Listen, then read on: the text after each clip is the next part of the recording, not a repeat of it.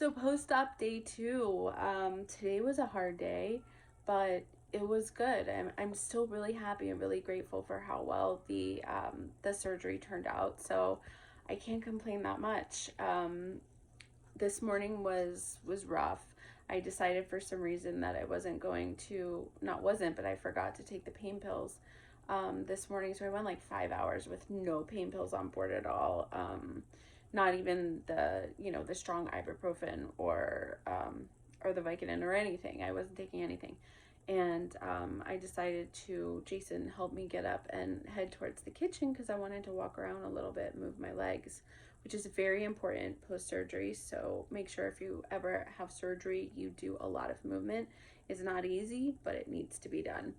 And I went towards the kitchen and I started in incredible pain, especially the incision pain. The incision's been burning a lot when I don't have the pain pills. So I took something really quickly. I took the strong one this time because I was not about that pain. I just, at some point, my body gets tired of the pain. I try to tough it out as much as possible, but it comes to a point where I'm like, okay, I'm ready for something. So yeah, today was rough because my stomach was really upset too. I think my body's just trying to get rid of like all the anesthesia and all the medicine. They gave me a really strong antibiotic and stuff. Of course, just to make sure that there's no infection from the surgery.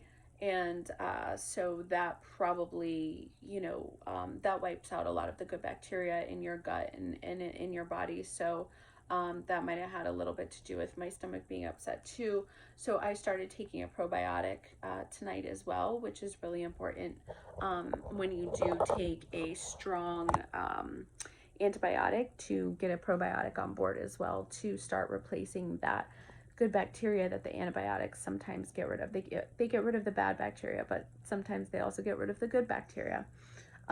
So I'm really just so happy and so impressed with how well the surgery turned out. I'm feeling pretty good tonight now that I've had some pain relief. I've had something to eat. My stomach is settled down a lot now too. So I'm happy about that. I would like to get some sleep. I've only been getting like a couple of hours every night, so that would be helpful. But yeah, so I'm not really feeling, I'm impressed. I'm impressed with how well my recovery is going. I really am.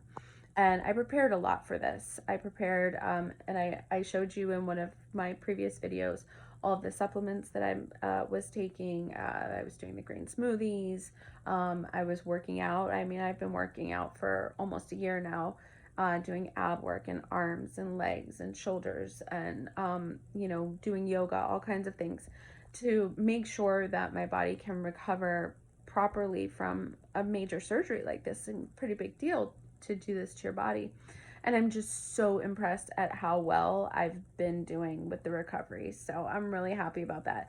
I prepared a lot of things for myself too for recovery. I got myself a belly binder, which is so helpful. And if you're having surgery, you should really get one. It helps with the pressure. It helps with the pain. It helps with, the gas pressure. I told you about the gas. My brother made fun of me, telling me that I talked about gas way too much in my video. But you know what? It needs to be talked about, because there are going to be women who who have this surgery and other surgeries, and people who have other surgeries as well, not just women. And they need to know that this actually happens. I mean, you get gas pain in your shoulder, in your chest, in your neck, and how to deal with it, and to know to expect that. Because if I didn't know to expect that, that probably would have scared me. I had really, really bad pain in my chest yesterday when my friend was trying to put the belly binder on. I was screaming. It was horrible. And I don't scream for pain. Trust me. I mean, I can tough it out. So anyway, so I got some supplements. I'm going to talk more about this stuff. I haven't started taking them all yet because I'm still taking the pain meds and I'm taking other things. I want to flesh my body out a little bit first before I start taking more and more stuff, but I'm taking it little by little. So I got CoQ10. I'm going to talk to you more about all of this stuff later. Gas-X is definitely something you want to have on board if you're having surgery. I got some pads, but my fibroids all ended up being on the outside of my uterus, so there was no bleeding, which is awesome. I got milk thistle, is awesome for surgical recovery.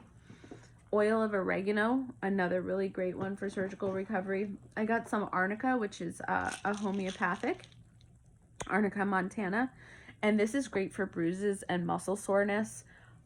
This you really should get. You should really hook yourself up with some of that if you are having surgery, any kind of surgery, it doesn't matter. Bromelain also is something that you find in pineapples, and that's also really helpful for recovery. I got myself some peppermint tea, which has been really, really nice for upset stomach. My stomach's been a little bit upset since the surgery, so that was nice, and that helps with the gas. Yes, I said gas. The gas as well.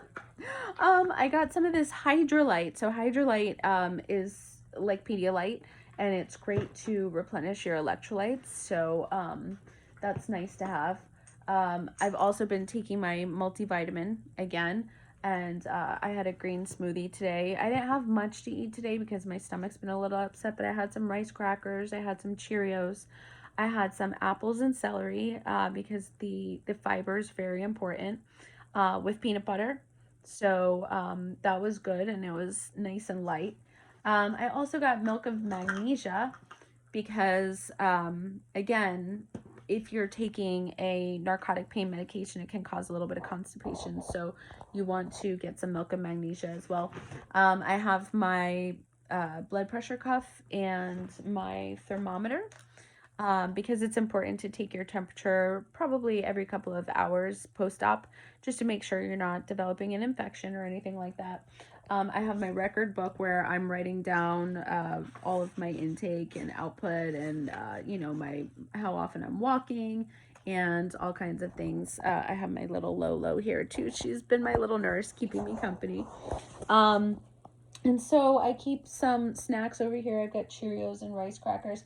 But there's these things, if you're having surgery or if you're just not feeling well or you need to get some nutrients into your body, these things are awesome. These are little baby food packets.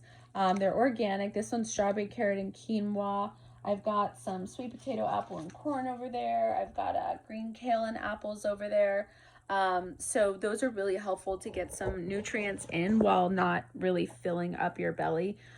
Crazy enough, I had chicken curry the first night that I came home. I was so hungry, and I hear everybody talking about how they're not hungry at all and they hardly can eat anything after the surgery, but I was starving.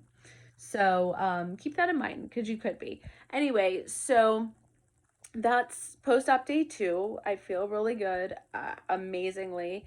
I'm so happy with how the surgery went. My doctor was unbelievable. She was so great. She was able to get this humongous fibroid, like the size of a small watermelon, 14 centimeter fibroid that was just taking over my entire body out. It was only on the surface of my uterus. I talked to her the evening of the first night. It wasn't in the myometrium. It wasn't in the muscle. None of the fibroids were in the muscle, you guys. How amazing is that? That was like my biggest fear. And they weren't in the muscle. They were all surface, so they were subserosal. And I can't believe it. I'm so happy. I had quite a bit of endometriosis. I had a lot on the right ovary, which could have been causing non-ovulation or anovulation, it's called, or could have been causing lower egg quality. There was one fibroid she had to leave in there. It was very small, she said, but it was very close to my fallopian tube, and she didn't want to take it out and cause any ruckus with the fallopian tube, which I appreciate. I asked her, not to do that, not to, if anything was in the way, to not take that. That's the small gist of what she found, what she did. It turned out so great. It was everything that I could have possibly hoped for and more. I had so many people praying for me and all these fibroid groups. My brother had thousands of people praying for me on his page. All my friends, my family, everything. And I am so grateful to all of you for praying for me and for being there with me.